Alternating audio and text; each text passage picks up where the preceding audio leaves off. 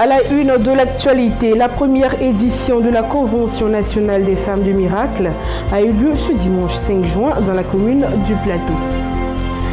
Le centre de formation Deportivo Football Academy a organisé une conférence de presse en présence de la presse sportive. C'était le vendredi 3 juin 2016. La 10e promotion couronne de vie de l'Institut charismatique évangélique du Millénium a été honorée lors de la cérémonie de remise de diplôme. En Afrique, manifestation au Kenya, 2 morts par balle dans l'Ouest. À l'international, le président allemand refuse de se représenter. Angela Merkel dans l'embarras. Loi travail, Emmanuel Macron cible de jet 2. Bienvenue à tous et merci de suivre ce bulletin d'information débutant en religion. La première édition de la Convention nationale des femmes de miracle a eu lieu ce dimanche 5 juin 2016 dans la commune du Plateau. La servante de Dieu, Maman Tania, en était l'oratrice principale. De femmes inconnues au trône, tel était le thème bien exploité à l'occasion de la première Convention nationale des femmes de miracle. Ce sont les locaux de la Kestable de la commune du Plateau qui ont abrité cette première édition ce dimanche 5 juin 2016. Un programme spécial qui a réuni plusieurs femmes issues des différentes régions où sont implantées l'église Ambassade des Miracles. En témoigne ce défilé.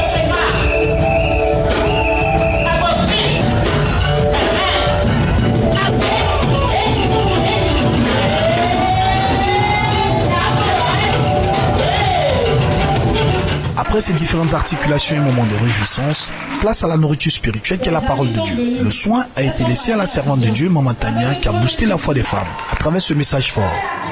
Tu t'es marié dans la même case. Tes amis sont venus. Elles sont parties à Abidjan. Ça fait que toi-même, tu crois même plus que tu peux sortir de cette case. Et toute ta vie a été bâtie autour de cette case. Mais pendant ces 3 jours, tout ce que j'ai eu envie de vous dire, c'est que toi aussi ta vie va avancer. C'est que toi aussi ta vie va évoluer. Tu ne resteras pas au même niveau. Tu es venu de femmes inconnues, mais tu retourneras sur un nouveau trône. Tu es venu de femmes sans nom, mais tu retourneras dans une nouvelle position. Esther était inconnue. Esther n'avait pas de nom. Mais lorsque l'Éternel s'est levé en sa faveur, le Dieu que nous adorons, le Dieu tout-puissant, celui qui fait de nos défis ses défis, celui qui prend le pauvre de la poussière et le fait asseoir à la table des riches, a changé l'identité d'Esther. Il y a 3 jours, je t'ai appelé Jephthé, mais ce matin, je t'appelle Esther. Je déclare que tu seras assis sur un trône, tu seras assis sur un trône, tu seras assis sur un trône, tu seras assis sur un trône. C'est dans cette belle ambiance que cette première Convention nationale des femmes du miracle a pris fin. Rendez-vous est donc pris pour la prochaine édition.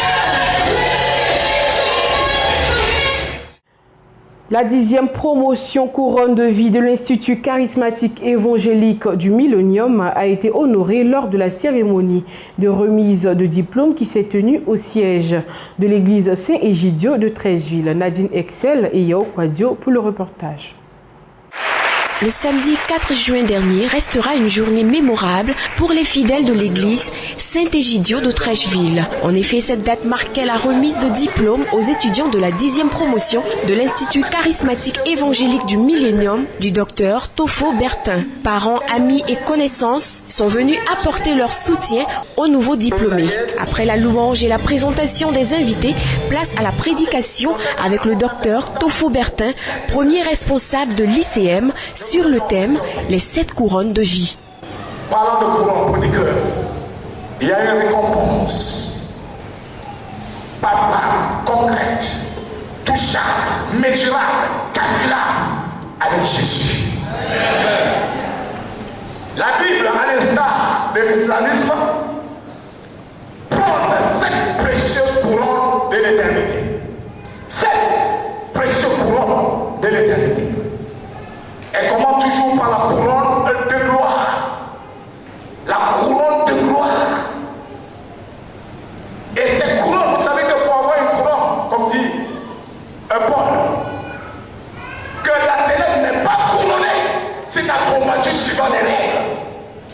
Mes amis, il y a des règles pour obtenir une couronne, une récompense. Il y a des règles. Si vous n'avez pas de suivez pas les règles, si vous n'observez pas les règles, vous ne pouvez pas être couronné. La couronne de gloire s'offre gracieusement à tous ceux qui ont abandonné leur ancienne nature. Vint ensuite le moment tant attendu, la remise de diplôme aux étudiants par le parrain de la cérémonie, suivi de leur consécration.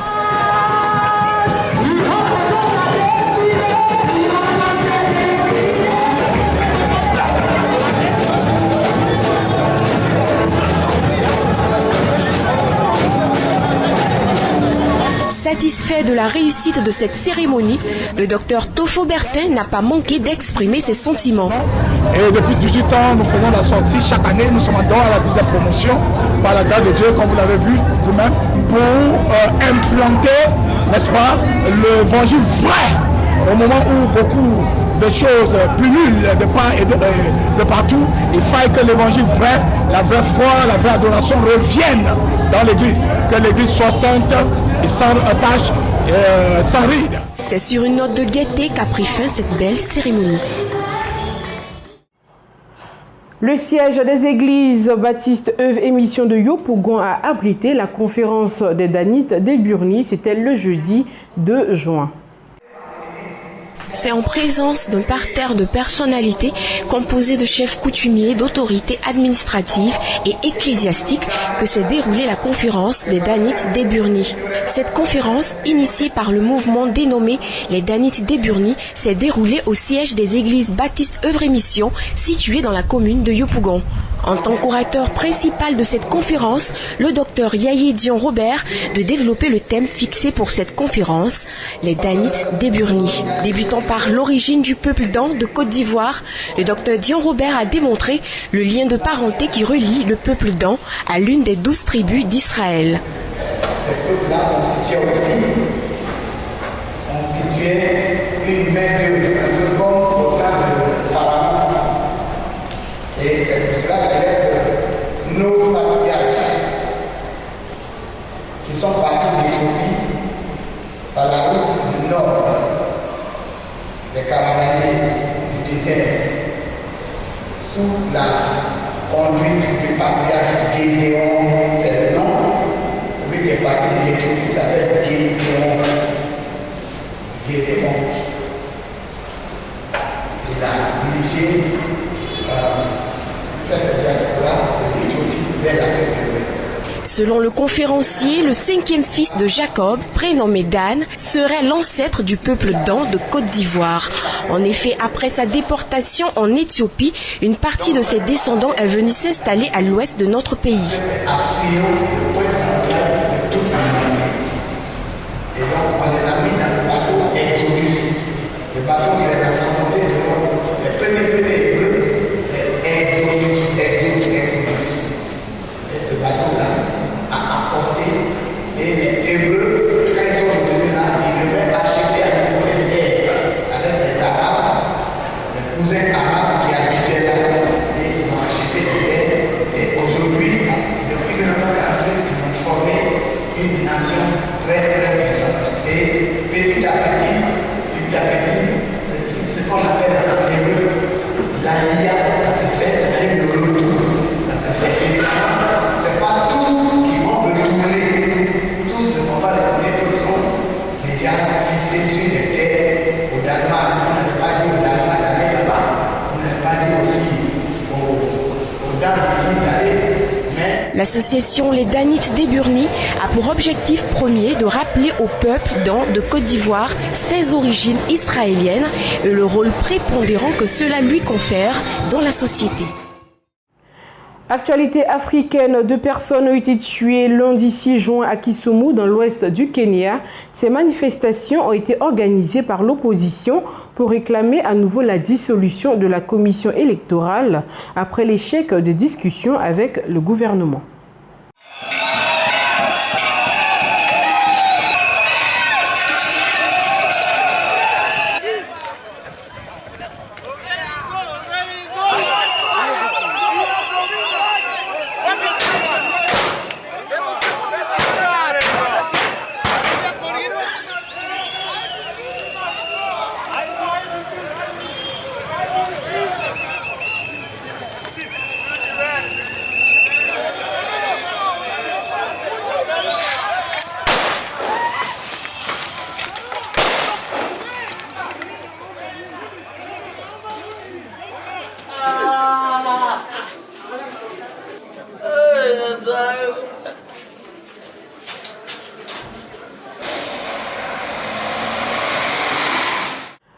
À l'international, l'agglomération marseillaise a lancé lundi 6 juin la première ligne de bus de France sur laquelle circulent uniquement des véhicules de taille standard et entièrement électriques.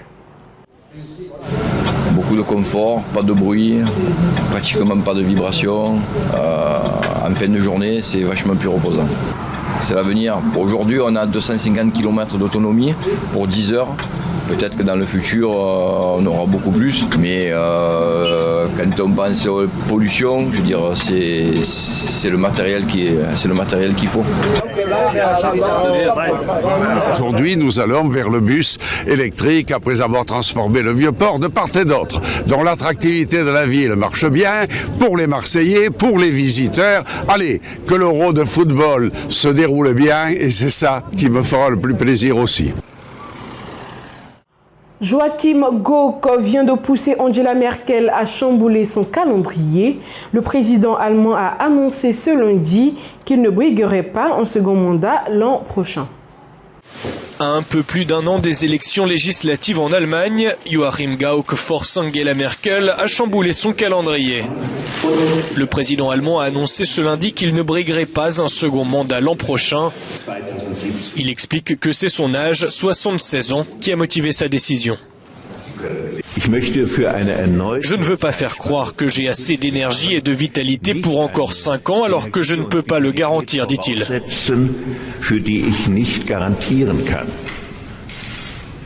Le regard que l'on porte sur son âge est quelque chose de très personnel. Pour cela, j'ai fait ce choix tout seul. Mais voilà, pour dégager un candidat, le CDU et le SPD qui forment la coalition au pouvoir vont devoir lancer des débats dont la chancelière se serait bien passée. J'avais émis le souhait qu'il fasse un second mandat, explique Angela Merkel. Mais bien sûr, je respecte le choix du président. Je souhaite le remercier pour son travail et heureusement, il restera encore en fonction plusieurs mois. Le président allemand sera élu en février par une assemblée fédérale. Si la fonction est surtout honorifique, les jeux d'alliance pour choisir les candidats s'annoncent cruciaux à l'approche des élections législatives d'automne. Le ministre de l'économie a été la cible des opposants à la loi travail à Montreuil qui lui ont jeté des œufs sur la tête. Regardez. Des œufs jetés sur Emmanuel Macron, le ministre de l'économie a été la cible des opposants à la loi travail à Montreuil. Ironie du sort, il inaugurait un nouveau timbre commémorant le 80e anniversaire du Front populaire et ses réformes sociales spectaculaires comme les congés payés. Sur le front des grèves, elle se poursuit à la SNCF depuis 6 jours. 1 millier de personnes ont manifesté à Paris sous les fenêtres du bâtiment où se tenaient les négociations sur le temps de travail à la SNCF. 500 cheminots ont, eux, occupé les voies à la gare Montparnasse. 6 des 8 raffineries françaises sont encore en grève et les pilotes d'Air France annoncent une interruption de travail du 11 au 14 juin. En plein Euro 2016, à 4 jours du lancement de la compétition de football, les dirigeants politiques appellent d'ailleurs les grévistes à la raison. 54% des Français, eux aussi, critiquent la grève. Aux États-Unis, Hillary Clinton a atteint la majorité absolue des délégués démocrates, ce qui fait d'elle la candidate du parti à la présidence américaine. C'est enfin une certitude, Hillary Clinton a atteint la majorité absolue des délégués démocrates, ce qui fait d'elle la candidate du parti à la présidence américaine. C'est ce qu'affirme l'agence Associated Press qui avance le ralliement décisif de plusieurs superdélégués. Bien que non officielle, cette étude a été reprise par tous les grands médias. À Los Angeles, la veille du dernier Super Tuesday, l'ex-secrétaire d'État n'a pas triomphé pour autant. D'après les informations, nous sommes au seuil d'un moment historique et sans précédent, dit-elle. Mais nous avons encore du travail, n'est-ce pas? Nous avons 6 élections demain et nous allons nous battre dur pour chacun des votes, surtout ici en Californie.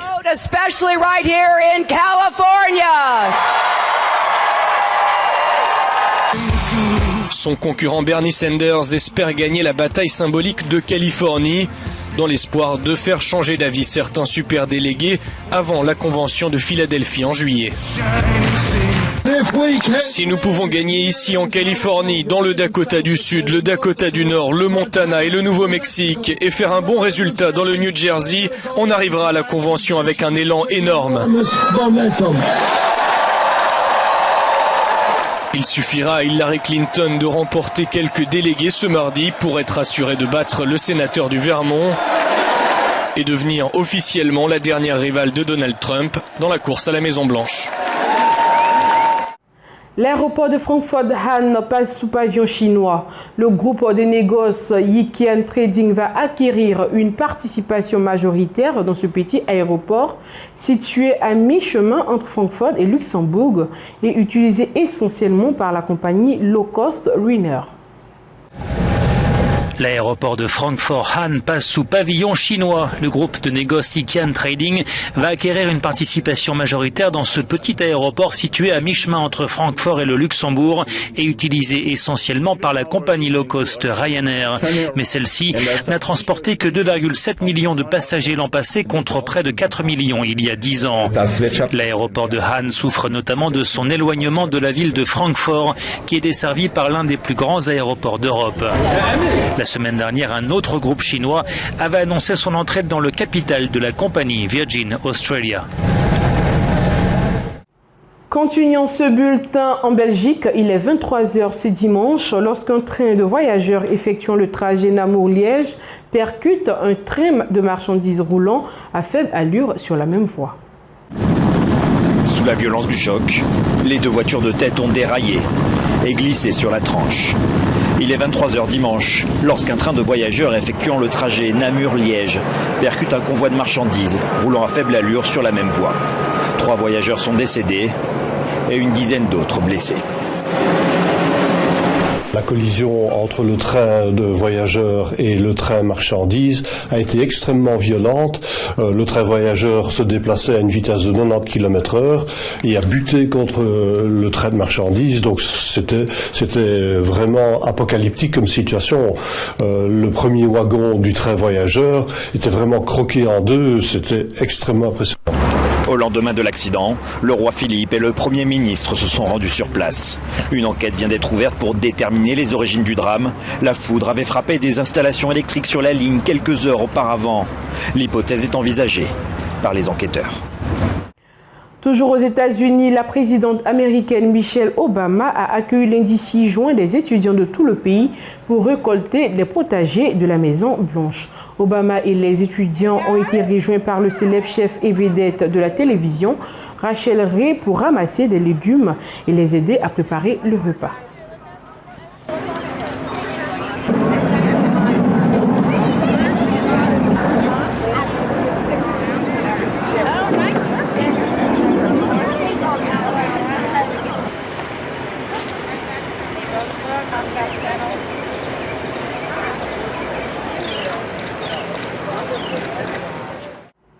Le Centre de formation Deportivo Football Academy a organisé une conférence de presse en présence de la presse sportive. C'était le vendredi 3 juin 2016 pour représenter les activités de ce centre de formation. Le Deportivo Football Club Academy est un centre de formation qui existe depuis 2010 et licencié AFAF auprès de la Fédération ivoirienne de football. Ce centre a pour leitmotiv de réaliser le rêve des amoureux du ballon rond qui en veulent faire leur métier. À cet effet, sport, études et métiers sont leurs maîtres mots pour des résultats d'excellence. Le vendredi 3 juin 2016, une conférence de presse a été organisée à son siège en présence du directeur technique qui est de nationalité espagnole et plusieurs journalistes. Une belle plateforme choisie par le président du Deportivo Football Club Academy, M. Jean-Michel India, pour exposer la vision du centre. Nous avons plusieurs profils de joueurs. Tous les joueurs ne peuvent pas avoir le même projet sportif. Certains sont appelés à aller rapidement en Europe. D'autres ont besoin de compétir dans les compétitions mineures du championnat de Côte d'Ivoire. Certains ont besoin de compétir dans les compétitions élites, donc première division, deuxième division du championnat de Côte d'Ivoire. Donc nous sommes actuellement en instance de création du club et de par ailleurs, nous sommes également en instance de rachat d'un club.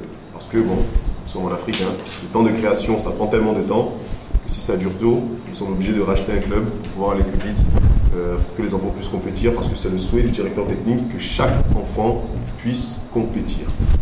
À la suite de son exposé, les journalistes présents ont échangé avec la table des sciences à travers des questions. Cuando Deportivo, a través de su presidente, me ofreció este proyecto.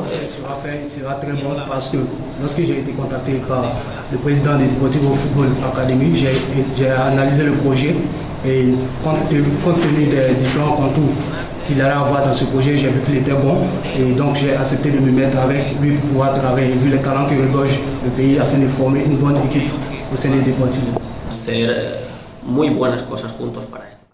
Le Deportivo Football Club Academy, qui appartient au paysage footballistique ivoirien, est bel et bien présent avec une mission et un engagement qui demeurent dans l'accompagnement des jeunes générations vers une réussite sportive et scolaire.